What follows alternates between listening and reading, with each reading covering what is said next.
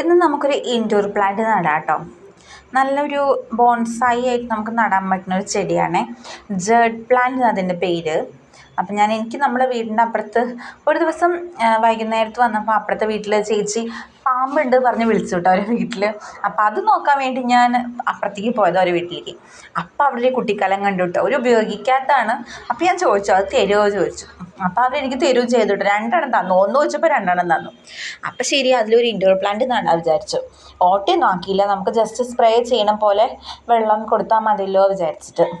അപ്പം അങ്ങനെ നമ്മുടെ ജേഡ് പ്ലാന്റ് നട്ടു കേട്ടോ. അതിൽ ജേഡ് പ്ലാന്റ് ദൃഷ്ടിദോഷം മാറാനൊക്കെ നല്ലതാണെന്നൊക്കെ പറയുന്നുണ്ട് കേട്ടോ.